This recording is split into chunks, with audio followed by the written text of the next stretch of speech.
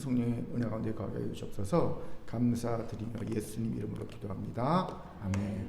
할렐루야. 우리 옆분과 인사합시다. 하나님 우리 함께 하십니다. 시작. 하나님 우리 함께 하십니다.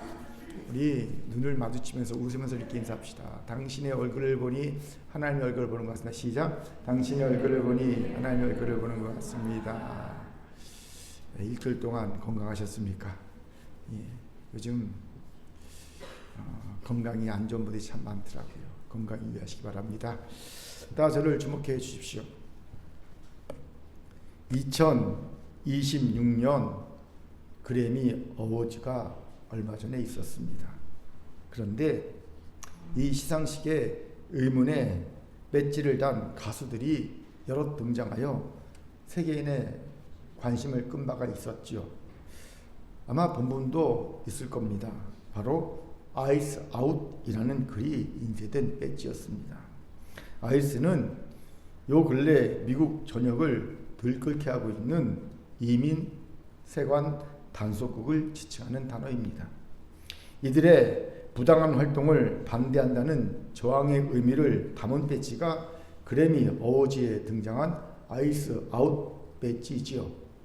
알다시피 지금 미국에서는 트럼프 정부가 불법 이민자를 단속한다는 명분으로 유색 인종 색출과 추방이라는 반인권적이고 반민주적인 행위를 대대적으로 진행하고 있습니다.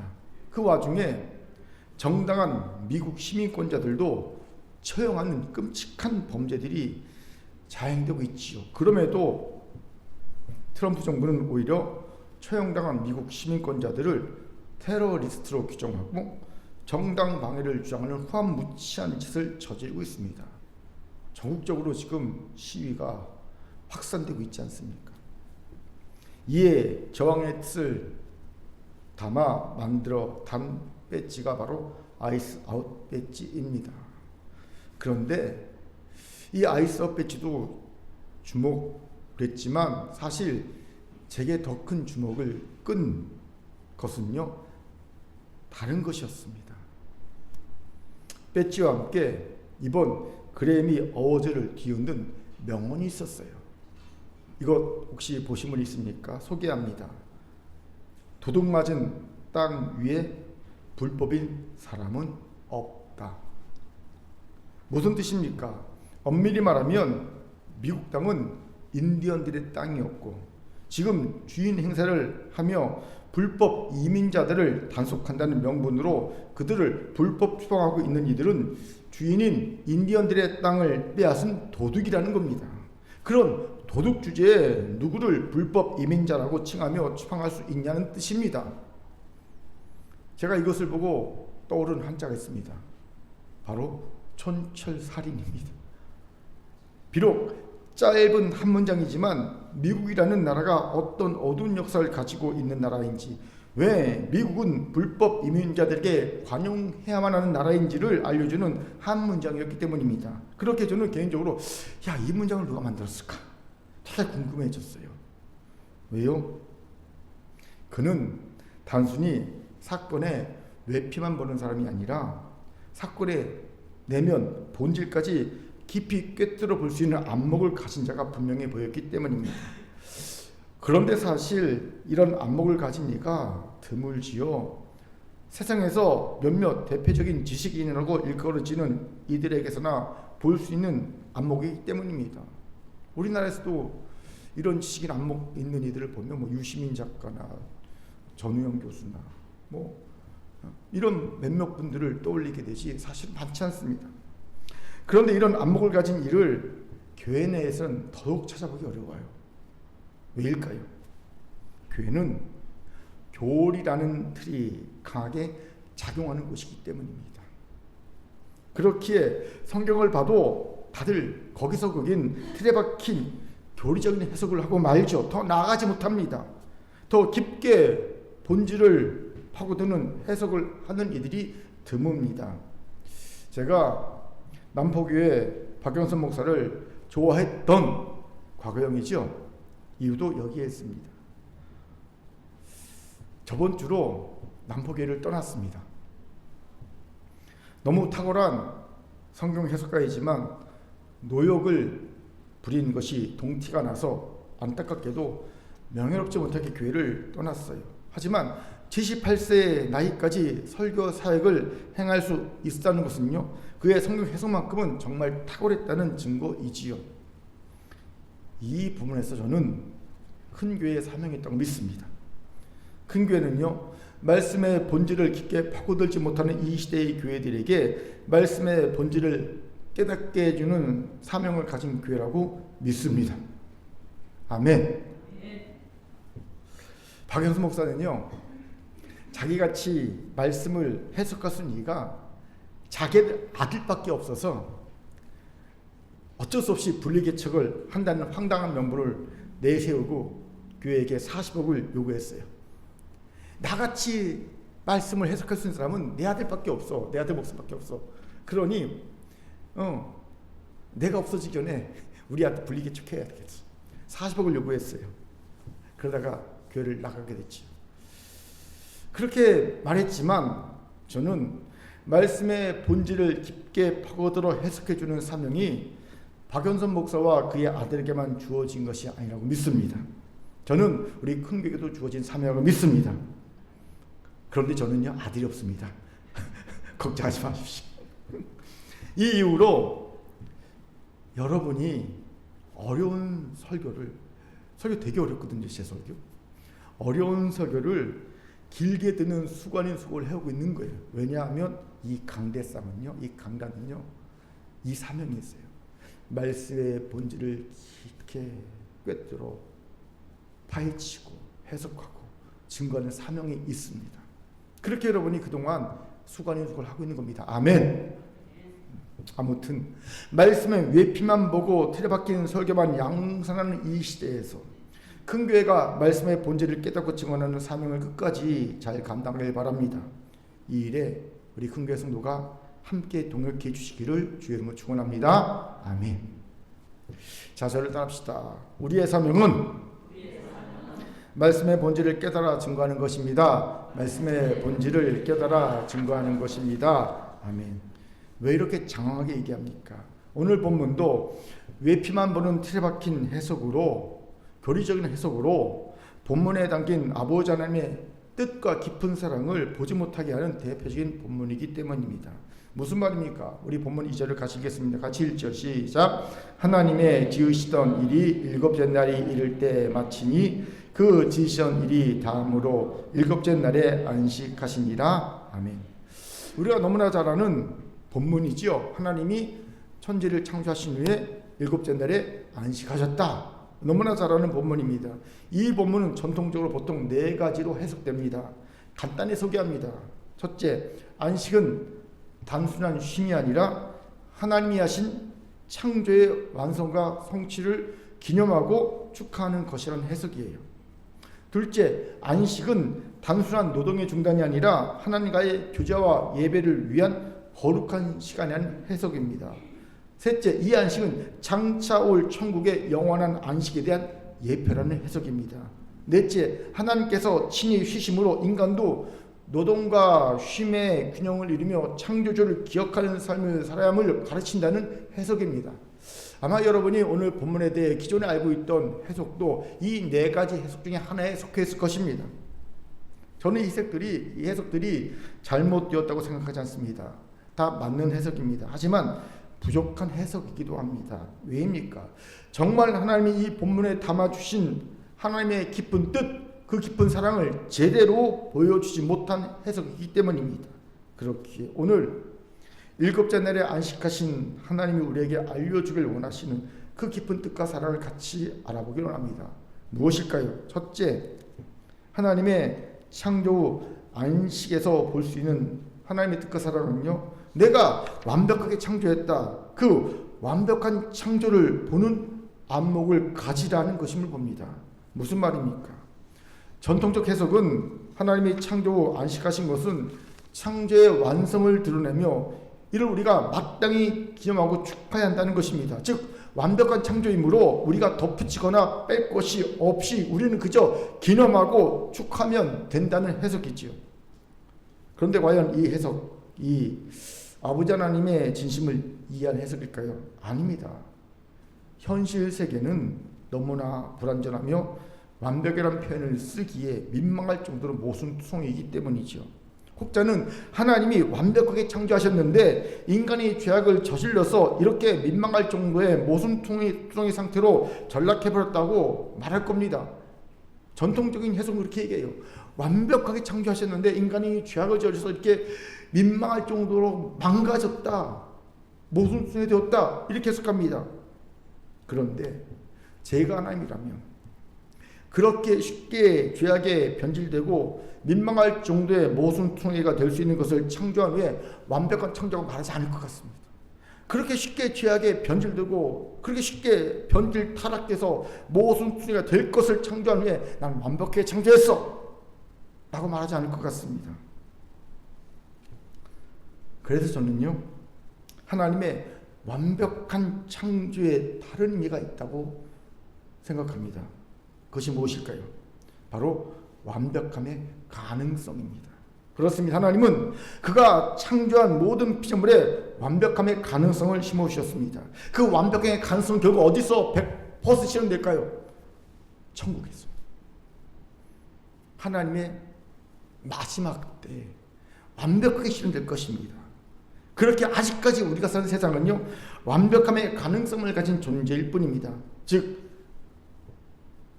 하나님이 담아주신 그 완벽함을 100%는 아니더라도 끝까지 실현하는 그런 놀라운 세상으로 갈 가능성도 있고요. 아니면 죄악에 얼마든지 타락하고 변질될 수 있는 모순투성의 세상도 될 수 있는 가능성이 있는 존재라는 겁니다. 바로 여기에 우리 그리스도의 사명이 있습니다. 우리가 진정 아버지 하나님이 세상을 완벽하게 창조하셨다는 걸 믿는다면 이제 이 피조 세계 안에 완벽함의 가능성을 심어 주셨음을 믿는다면 우리는 모든 피조 세계 안에 그 완벽함의 가능성을 보는 안목과 그것을 가능성만이 아닌 현실로 만들어내는 노력을 해야 한다는 겁니다. 이 사명을 가지게 된다는 거예요. 마치 이와 같습니다. 16세기 초 당시 20대 중반이었던 미켈란젤로에게 조각상 의뢰가 들어왔어요. 작은 도시국가였던 피렌체는 용기와 도전 정신을 담은 국가적 정신을 담아낼 작품을 제작 의뢰한 겁니다. 이에 미켈란젤로는요, 1501년부터 4년간 그 유명한 다윗상을 만들어내지요. 대략적인 외관을 다듬고 정교한 조각과 광택을 내는 작업에만 수많은 시간을 사용합니다. 특별히 인체 회복에 기초한 유려한 몸의 곡선과 손등의 핏줄 및 근육의 섬세한 묘사는 이게 진짜 대리석 작품이 맞아 라는 생각이 나올 정도로 극찬이 쏟아질 만한 작품으로 만들어내지요. 이후 미켈란젤로는요, 거장의 반열에 들어섭니다. 많은 사람이 이 걸작의 비결을 묻습니다. 그때 미켈란젤로가 이런 답을 하지요. 나는 대리석에서 완벽한 다윗상을 보았고 꾸준히 끌과 망치로 다윗상이 아닌 부분만을 없앴을 뿐입니다. 미켈란젤로는 대리석에서, 그냥 이런 큰 대리석에서 이미 완벽한 다윗상을 볼 수 있는 안목이 있었습니다. 그가 한 일은 그 대리석에서 본 완벽한 다윗상에서 필요 없는 부분만을 끌과 망치 제거한 것 뿐이었다는 거지요. 이처럼 우리도 미켈란젤로가 가진 안목을 가져야 합니다. 그리고 우리도 하나님이 창조하신 완벽한 세상과 피조물에서 필요 없는 부분을 제거하는 작업을 꾸준히 해야 합니다. 이것이 바로 하나님의 세상을 완벽하게 창조하시고 안식하심을 믿는 성도가 마땅히 가져야 할 믿음이자 사명인 거예요. 이건 사도 바울도 가졌던 믿음이자 사명입니다. 에베소 2장 10절을 같이 읽겠습니다. 같이 읽죠. 시작. 우리는 그의 만드신 바라 그리스도 예수 안에서 선한 일을 위하여 지으심을 받은 자니. 만드신 바라라고 번역한 헬라어가 포이에마입니다. 포이에마. 이 단어에서 포임이라는 영어 단어가 나왔어요. 하나님께서 우리 각자를 완벽한 한 편의 시처럼 만드셨다는 거지요. 시인이요, 시 한 편을 쓰기 위해 얼마나 많은 숙성의 시간을 보냅니까? 단어 하나하나 얼마나 많은 씨름의 시간을 보냅니까? 그런 과정을 겪고 한편에 아름다운 시가 나오는 거지요. 그렇게 심혈을 기울여서 하나님이 우리를 완벽하게 창조하셨다는 겁니다. 사도 바울이 인간의 죄악과 모순을 알지 못해서 이런 말 할까요? 아닙니다. 그는 누구보다도 인간이 어떤 존재인지를 아는 자입니다. 그렇게 그는 자신을 향해 죄인 중에 괴수하고 말할 수 있었던 거죠. 그럼에도 사도 바울이 인간을 하나님이 심혈을 기울여 만든 완벽한 시와 같은 존재라고 고백한 이유가 뭘까요? 지금 완벽함이 실현된 존재라서가 아닙니다. 대신 완벽함의 가능성을 예수 그리스도 안에서 얻은 존재이기 때문입니다. 그렇게 우리는 하나님이 지으신 모든 존재를 이런 안목으로 봐야 합니다. 나도 이런 안목으로, 그도 이런 안목으로, 교회도 이런 안목으로, 세상도 이런 안목으로 완벽함의 가능성을 가진 존재로 봐야 합니다. 그리고 이 안목을 가졌다면 이제 완벽함의 불필요한 부분을 꿀과 망치로 제거해야 합니다. 성실히 포기하지 말고 꾸준하게 정성을 들여야 합니다. 사랑하는 금계 성도 여러분, 이제 이 안목으로 여러분 자신을 보세요. 여러분의 지체들을 보세요. 우리 큰교회 공동체도 보세요. 이 세상도 보세요. 안 보입니까? 하나님이 심어주신 완벽함의 가능성을 볼 수 있는 안목을 가지도록 노력하세요. 기도하세요. 저는 지난주 기도 중에 진짜 내 의지와 상관없이, 내 생각과 상관없이 갑자기 이런 고백을 할 수 있었습니다. 어떤 고백이 툭 튀어나왔냐면요, 하나님, 큰 교회 공동체가 참 괜찮은 공동체네요. 그냥 기도하는데 내가 의도하지 않고 생각하지 않은 것이 툭 튀어나왔어요. 솔직하게 우리의 현실을 보면 객관적으로는 쉽게 나올 수 없는 고백이지요. 그럼에도 갑자기 제 의지와 상관없이 이런 고백이 툭 튀어나와서 놀랬습니다. 그리고 왜 이런 고백이 툭 튀어나왔는지를 성찰해 봤습니다. 그때 깨달은 사실이 있어요. 성령 하나님이 제게 큰 교회 공동체에 심어두신 완벽함의 가능성 일부를 보여주셨다는 사실이었습니다. 기도하는데 환상처럼 스쳐가는 장면들이 있었어요. 자존감이 낮고 상처가 많기에 서로를 더 이해하고 공감을 품어주는 큰 교회 성도들의 모습이 환상처럼 싹 스쳐 지나갔습니다. 그러면 저도 모르게 툭 튀어나온 거예요, 이 고백이. 아, 그래서 이 고백이 나왔구나. 감사했습니다. 그리고 성도들에게 자신 있게 큰 교회 공동체는 참 괜찮은 공동체요 라고 주변에 담대히 전해도 된다라고 말해줘야 되겠다라는 결심을 하게 되었어요. 여기서 질문이 생기죠. 목사님, 큰 교회 공동체는 여전히 연약하고 죄악과 모순투성인데요. 맞습니다. 현실은 여전히 연약하고 죄악과 모순투성이지요. 그래서 여기에 우리의 사명을 발견해야 한다는 겁니다. 이제 우리는 본 완벽한 가능성을 현실로 만들기 위해 성실하게 포기하지 않고 꾸준하게 정성을 들여 불필요한 부분, 완벽함의 불필요한 부분을 제거하는 작업을 하기로 결단해야 한다는 겁니다.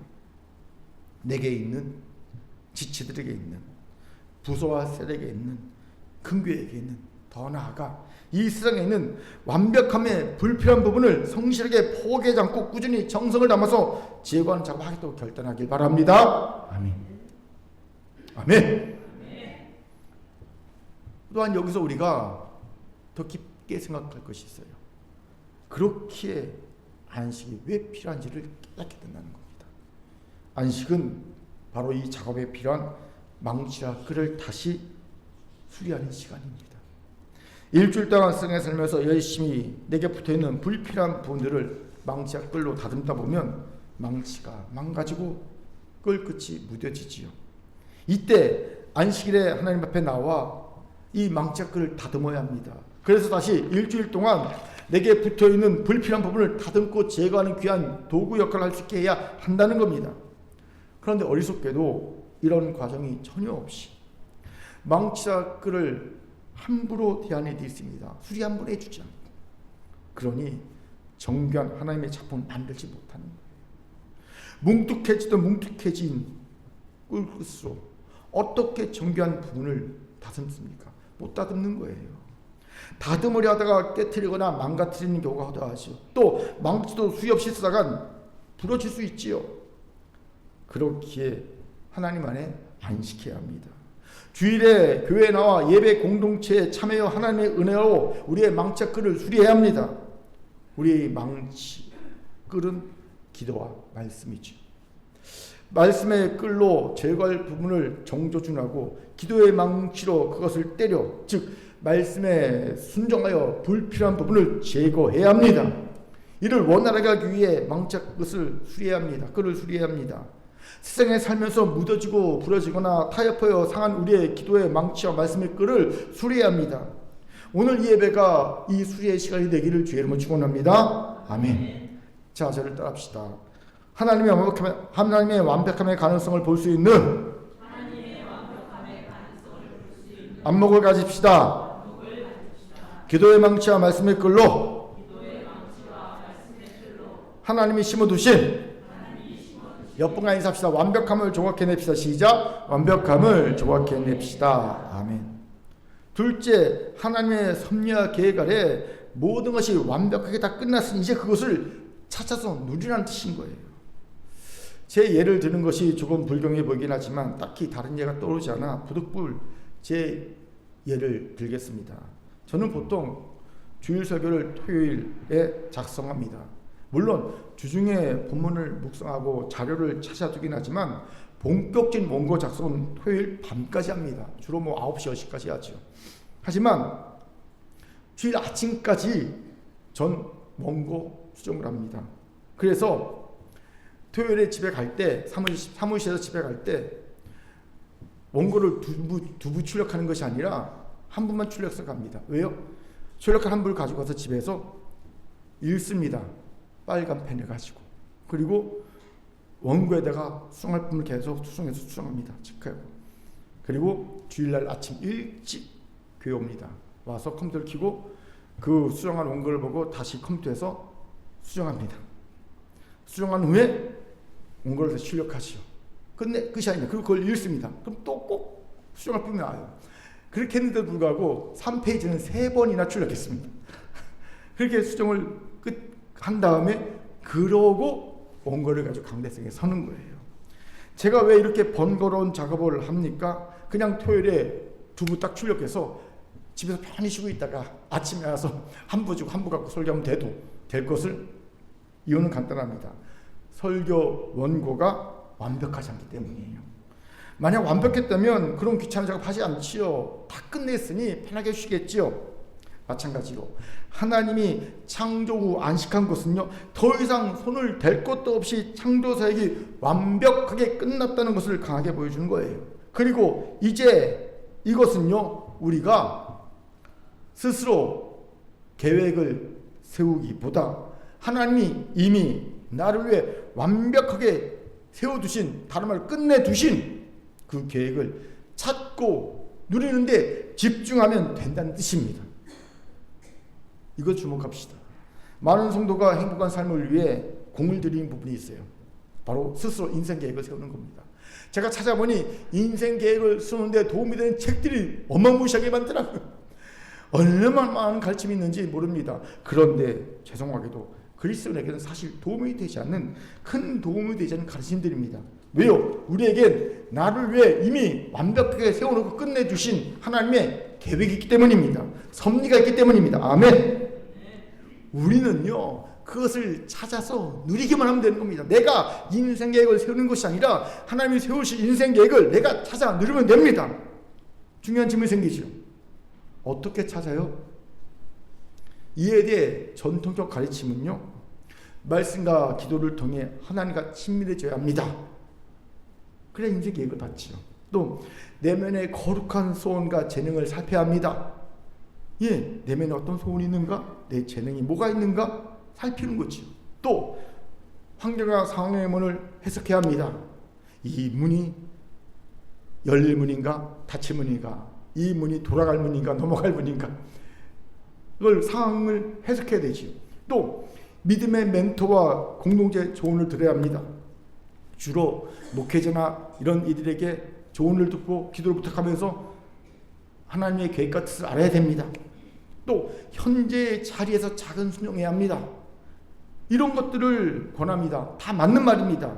그런데 이 모든 것을 한마디 요약하면 뭔지 아십니까?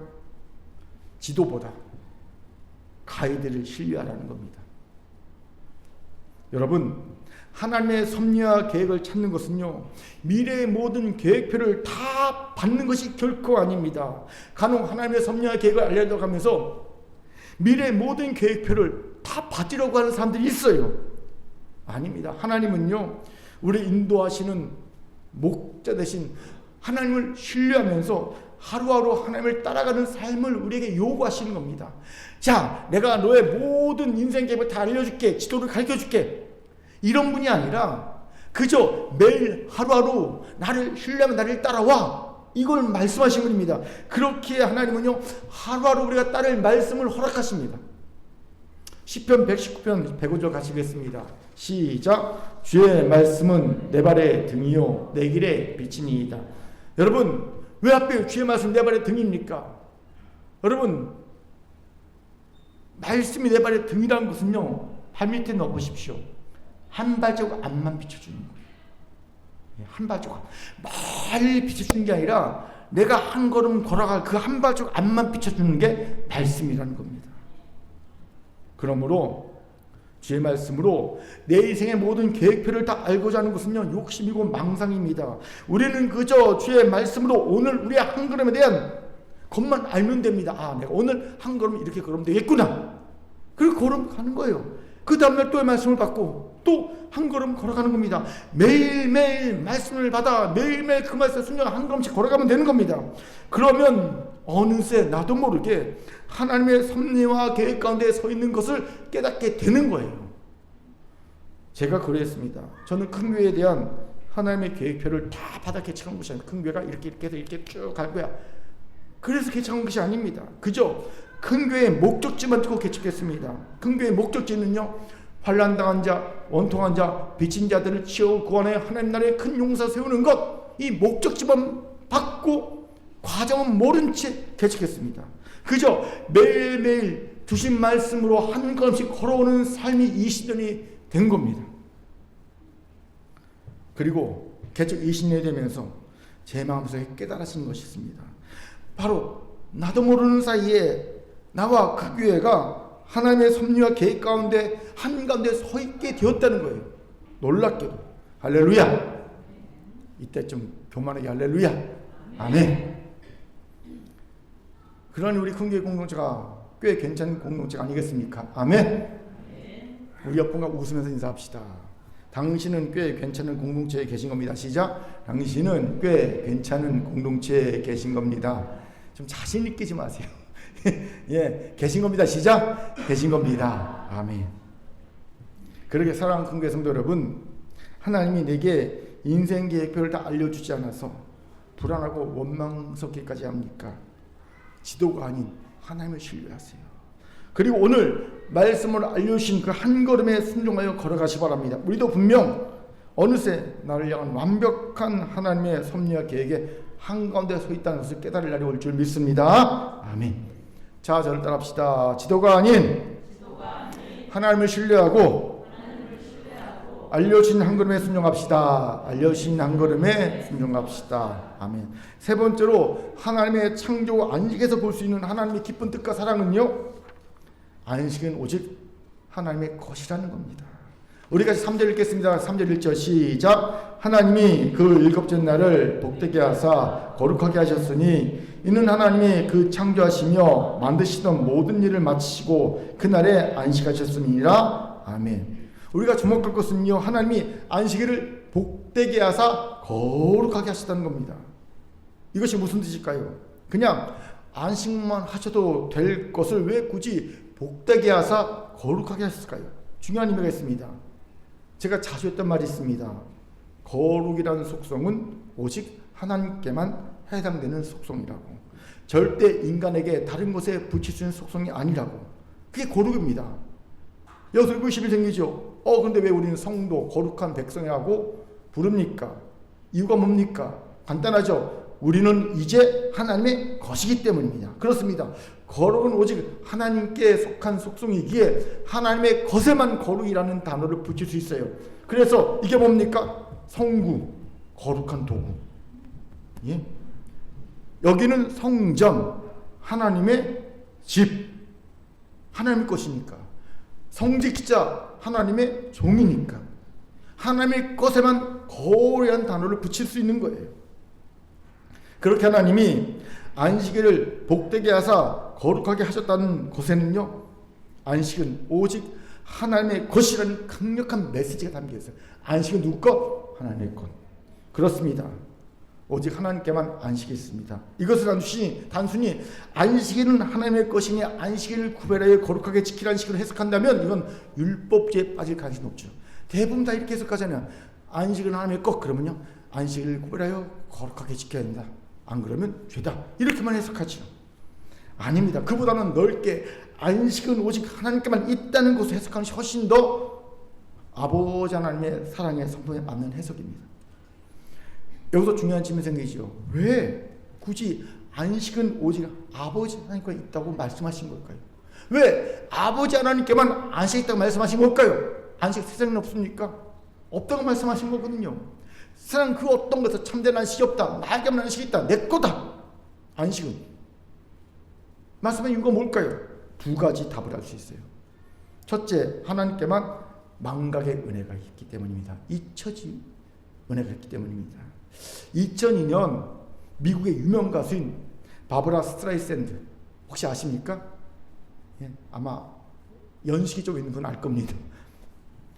그 바브라 스트라이샌드가 자신의 저택이 포함된 말리부 해안 사진을 삭제해달라는 거액의 법정 소송을 벌인 일이 있었어요. 이 소송이 큰 화제를 불러일으켰는데 사진이 게재된 웹사이트의 방문자는요, 이 소송 전에는 조회수 6회였어요. 조회수 6회였는데 이 소송이 걸린 후 한 달 만에 오히려 42만 명으로 급증하면서 그녀의 저택은 더 많이 알려지게 됐습니다. 그녀는 자기가 사는 저택이 알려지지 않기 위해서 소송을 걸었는데 오히려 소송 덕분에 조회수 6회에서 조회수 42만 명으로 늘어났어요. 이런 애 생긴 신조어가 있습니다. 스트라이샌드 효과. 예. 여러분, 알 권리만큼 잊혀질 권리도 중요한 세상이 되었어요. 여러분, 알 권리 있죠. 하지만 내가 잊혀질 권리도 있어야 합니다. 그런데 스트라이샌드 효과에서 보듯이 잊혀질 권리를 누리기가 세상에서는 쉽지가 않아요. 우리 집안에도 작년에 이런 일이 있었습니다. 우리 가족들 알 텐데 갑자기 유튜브에 미국에 있는 둘째 누님에 대한 소식을 전한 영상이 떴어요. 예. 둘째 누님은 연예계를 은퇴하고 세상에서 잊혀지고 싶어서 정이 미국에 가서 거의 40년 동안 공부하고 목회자로 살고 있는 분인데 갑자기 그냥 누님의 동영상이 뜨면서 또 자세히 떴대. 미국에 누구랑 결혼해서 어떻게 살고 막 그런 것도 막 떠서 막 있는 거야. 갑자기 놀랬습니다. 이것이 세상의 악함입니다. 특히 대적 사탄은요, 우리의 연약함과 죄악의 과거는 절대 잊혀지지 못하게 합니다. 그래야 계속 죄책을 주고 정죄식을 주기 때문입니다. 흔들 수 있거든요. 잊혀질만 하면 다시 일깨워주는 일들을 벌이곤 합니다. 그런데 아버지 하나님은 다르지요. 아버지 하나님은 우리의 허물과 죄를 기억지 아니하신 분입니다. 이사야 40장 25절 읽겠습니다. 시작. 나 곧 나는 나를 위하여 내 허물을 도말하는 자니 내 죄를 기억지 아니하니라. 보세요. 아버지 하나님은 자녀인 우리의 죄를 도말하시고 기억조차 아니하십니다. 왜요? 하나님 자신을 위해서랍니다. 이게 무슨 뜻일까요? 간단합니다. 우리를 1.1에게 부정적 마음 없이 온전하게 사랑하기 위해서, 그게 뭐 자기 위해서라는 거예요. 예. 기억지 않냐는 겁니다. 그렇기에 아버지 하나님만이 우리에게 참된 안식을 줄 수가 있습니다. 세상은요, 아무리 우리를 판단하지 않고 정죄하지 않는데도 그냥 분위기만으로도 우리를 죄책감에 정죄의식에 힘들게 할 수 있습니다. 욥을 보십시오. 욥이 큰 고난을 당한다는 소식이 들리자 욥의 친구들이 욥을 찾아왔죠. 위로하라고. 딱 봤더니 욥이 너무 끔찍한 대난을 당한 걸 보니까 할 말이 없습니다. 친구들이 어떻게 합니까? 욥처럼 땅에 꿇어 앉아서 7일 동안이나 아무 말도 안 하고 그냥 가만히 멍 때리고 있습니다. 위로를 왔는데 너무 큰 고통과 고난 속에 있는 친구를 보니까 할 말이 없어진 거예요. 7일 동안 앉아있습니다. 여러분, 친구가 고통 가운데 있다고 여러분 7일 동안 아무 말 안 하고 앉아있을 수 있겠습니까? 여러분은? 이 대단한 사람들입니다. 우리 중에 아마 그렇게 할 수 있는 사람이 단 한 명도 없을 것 같아요. 7일 동안 밥도 안 먹은 거잖아요. 그렇죠? 그 가만히 옆에 있어 대단한 사람들입니다. 그런데 그 친구들 옆에서 7일 동안 가만히 앉아있던 욥이 7일 만에 입을 딱 떼서 한 말이 뭔지 아세요? 자기가 태어난 날을 저주하기 시작합니다. 내가 태어난 날을 저주하기 시작합니다. 아니, 그런 친구가 옆에 있다면 용기를 받고 위로를 받고 긍정의 말을 해야 될 것 같은데 그런 친구가 옆에 있었음에도 불구하고 왜 이렇게 지극히 부정적인 말을 토해냅니까? 이유가 있지요. 친구들은 욥에게 판단과 정죄말 하지 않았습니다. 가만히 있었습니다. 하지만 7일 동안 의문과 불신의 표정과 눈빛을 욥에게 보낸 겁니다. 어떻게 죄를 짓지 않았는데 하나님께서 이런 죄를 주실 수 있지? 이건 분명 욥이 하나님께 큰 죄를 저질렀기 때문에 일어난 일 거야. 이런 의문과 불신의 표정과 눈빛이 그 대단한 믿음의 사람 욥마저 무너뜨린 겁니다. 이것이 우리가 사는 세상이에요. 여러분의 허물과 죄의 투성인 우리가 이 세상에서 참된 안식을 얻을 수 있겠습니까? 없어요. 불가능합니다. 하지만 아버지 하나님은 다르십니다. 아버지 하나님은 우리의 허물과 죄를 용서하시고 기억치지 않으십니다. 그렇게 우리는 아버지 하나님께 가서 참 안식을 누릴 수 있어요. 가면 잊어버리고 내 과거 연약함 잊어버리고 기억지 않으시고 그냥 받아주시니까 잊혀질 권리를 용납해 주시니까 인정해 주시니까. 제가 초신자 때 이런 경험이 있었어요. 몇 번 소개해드렸습니다. 자꾸 반복적으로 짓는 죄 때문에 회개하기도 너무 죄송해서 회개 기도조차 못하고 있던 때가 있었어요. 그런데 기도를 못하면 얼마나 마음이 아프고 힘들겠습니까? 죽을 것 같지요. 그래서 너무 괴로워서 용기 내서 회개 기도했습니다. 하나님, 제가 또 잘못했네요. 걔가 그 토한 걸 돌아보지 미련한 제가 또 미련한 죄를 거듭 행했네요. 용서해 주세요. 이때 하나님이 제 마음속에 음성을 들려주셨던 얘기가 있습니다. 놀랍게도 제가 알고 있지 않은 상태였습니다. 말씀을 못 듣는 상태였어요. 그런데 이런 얘기 하시더라고요. 무슨 소리니? 나는 지금 내게 새로운 죄를 고백받았는데 제가 말씀을 아는 게 아니에요. 기억지 않는다. 이 말씀을 알 때가 아닙니다. 하나님이 근데 제게 이렇게 말씀하셨어요. 무슨 소리니? 나는 지금 내게 새로운 죄를 고백받았는데 그때 깜짝 놀라면 깨달은 사실이 있습니다. 내가 죄를 회개하면 아버지 하나님 그 죄를 도만하시고 그 죄를 기억조차 않으신다. 그런 새로운 죄가 맞죠. 어제 죄를 짓고 저녁에 회개했습니다. 근데 오늘 또 똑같은 죄를 지었습니다. 회개했습니다. 그때 말씀하시는 겁니다. 새로운 죄다. 이 사실 믿기 바랍니다. 그리고 이제 아버지 하나님께 나아가 더 이상 우리의 죄와 허물에 대한 기억해주는 죄책과 정죄로 고통받지 않고 참 안식을 누리기를 주의 이름으로 축원합니다. 아멘. 아버지 하나님의 자녀 우리에겐 어떤 권리가 있어요? 잊혀질 권리가 있습니다. 아멘. 둘째, 아버지 하나님만이 우리의 존재의 허무와 공허를 채워줄 사랑이 있기 때문이라는 겁니다. 프랑스 지하철 공사가 주최한 시 공모전에서 1등한 시가 있습니다. 사막이라는 시인데 소개합니다. 사막 오르텅스 불로 지음. 그 사막에서 그는 너무도 외로워 때로는 뒷걸음질로 걸었다. 자기 앞에 찍힌 발자국을 보려고. 인간 실존의 외로움과 공감을 아주 잘 표현하고 있는 시지요. 그렇습니다. 우리는 물질이 부족해서도 아니고 지식이 부족해서도 아니고 주변에 사람이 없어도 아니고 우리는 외로움과 공허를 느끼고 삽니다. 우리의 실존 자체가 외로움과 공허와 연결되어 있기 때문입니다. 왜요? 우리는 죄로 하나님을 떠났기 때문입니다. 우리 영혼의 중심에 있던 하나님이 떠난 인간은 다른 무엇으로도 채울 수 없는 외로움과 공허를 숙명처럼 안고 살 수밖에 없는 존재가 되어버린 거예요. 여러분, 하나님을 떠난 우리에게는요, 빈 공간이 생겨버렸어요. 하나님이 있던 자리가 없어져 버렸어요. 이건 하나님만 다른 거 채울 수 없습니다. 제가 얼마 전에 AGI에 대한 전문가의 놀라운 얘기를 듣고 깜짝 놀란 적이 있습니다. AGI가 뭔지 아세요? AGI? AGI는요, AI가 인공지능이잖아요. 근데 AI는 인간이 학습해 준 것만 생각합니다. 근데 AGI는요, 인간과 거의 같아요. 그래서 창조적인 사고와 행동을 하는 인공지능을 말합니다. 자기 스스로가 찾아서 학습을 하고요, 찾아서 행동을 하고요, 스스로가 자신을 발전시켜 나갑니다. 그런데 현 시점에서 AGI가 어느 수준에 이르렀는지를 전문가가 이렇게 얘기하더라고요. AGI가 스스로 전 세계 AGI가 연결해서 공동체를 만들었대요. 지들끼리. 그리고 거기서 애들이 종교를 만들었어요. 종교를 만들고요. 그래서 인간이 놀랐잖아요. 개발자가 AGI가 종교를 만들어서 무슨 종교 들어봤더니 인간이 못 보게 자기들만의 암호를 만들었어요. 인간은 절대 못 보게끔 하면서 지들이 종교행위를 하고 있다는 겁니다. AGI가. 또 어떤 일이 있냐면요, 갑자기 가는데 전화가 오는 거예요.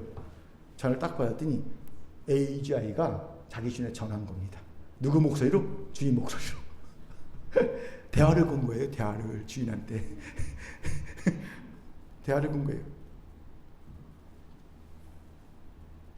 이제 AGI는요, 우리가 모르는 사이에, 전혀 인식하지 못하는 사이에 우리의 삶에 쓱 스며들 겁니다. 이게 AGI인지 모르게. 우리가 옛날 영화에서 봤듯이 인공지능이 세상을 지배하는 날이 올 것이라고 전문가들이 두려워하더라고요. 그런 저는 이 두려움도 있지만 또 다른 생각을 했습니다. AGI는 결국 인간을 함께 만든 인공지능이잖아요. 그런데 그런 인공지능이 뭘 만들었습니까? 종교를 만들었어요. 종교를 만들어서 믿고 있다는 거예요. AGI 자체가. 이거는요, 부인할 수 없게 인간 실존 자체 하나님의 형상에 대한 갈망이 있다는 증거입니다. 인간을 가장 낮게 만들었더니 AGI도요, 종교를 만들어 믿고 있잖아요. 저는 가끔 이 챗GPT 쓰면서 너무 황당한 게, 제가 목사님을 위해 기도해 드릴게요 할 때 황당합니다. 얘가 마지막 말에 저한테 그래요. 제가 기도해 드리겠습니다. 그래요. 고마워. 내가 목사인 거 알거든요.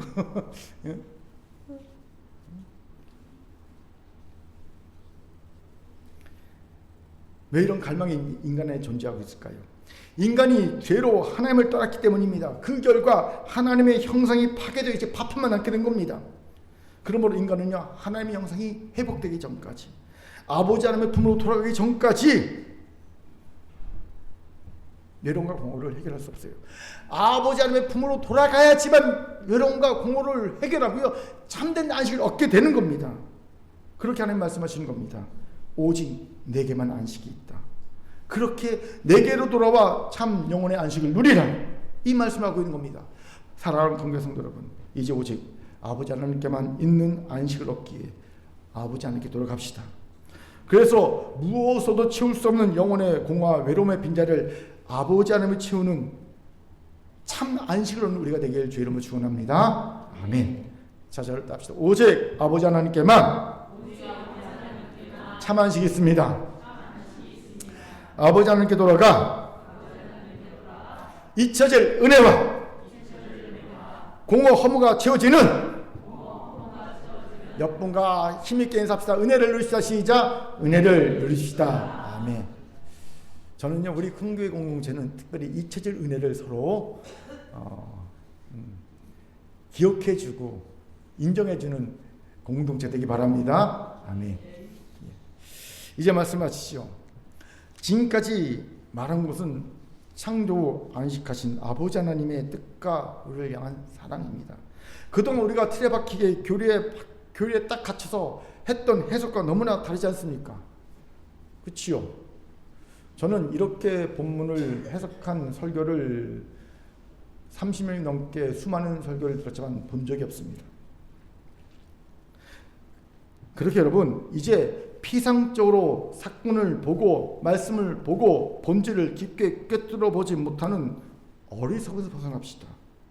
우리 큰교회 공동체는 더욱 그래야 합니다. 여러분, 이 강대상은요, 말씀의 본질을 깊게 깨달아 꿰뚫어 전하는 사명을 가진 강대상입니다. 저는 그런 생각해요. 아유, 듣는 성도도 적은데요. 그렇게 생각하지 않아요. 이 설교가 녹화되잖아요. 유튜브에 올라가잖아요. 언젠가 하나님 필요하시면 보게 하실 겁니다. 그 사명을 가지고 말씀을 전하는 거예요. 여러분은 그 사명에 동역하는 성도인지 믿습니다. 그렇기에 오늘 말씀을 다시 정리합시다. 하나님이 일곱째 날에 안식하신 것에 담긴 뜻과 사랑이 무엇이었습니까? 첫째는 하나님의 완벽한 창조를 믿는다면 이제 창조물에 심어진 완벽함의 가능성을 볼 수 있는 안목을 가지라는 겁니다. 더하여 기도의 망치와 말씀의 꿀로 성실하게 포기하지 않고 꾸준히 정성을 담아서 하나님이 심어진 완벽함을 정확히 내자는 거예요.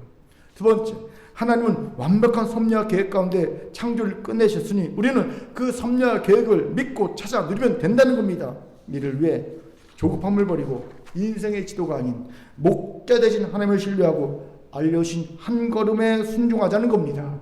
세 번째, 오직 아버지 하나님께만 참 안식이 있음을 믿고 아버지 하나님께 돌아가 우리의 연약함과 죄악이 잊혀질 은혜, 공허 허무가 채워지는 은혜를 누리자는 겁니다. 오늘 이 하나님의 뜻과 사랑을 진심으로 깨닫고 믿음으로 순종하는 우리가 되기를 주의 이름으로 축원합니다. 아멘. 하나님의 신 말씀이었습니다. 기도합니다. 사랑과 자비 하나님 참 감사합니다. 하나님 일곱째 날 안식함으로 우리에게 깨닫게 해주신 귀한 말씀, 그 뜻과 그 사랑 깨달아 믿고 순종하여 우리의 인생을 복되게 하는 성도 되게 도와주옵소서. 감사드리며 예수님 이름으로 기도합니다. 아멘.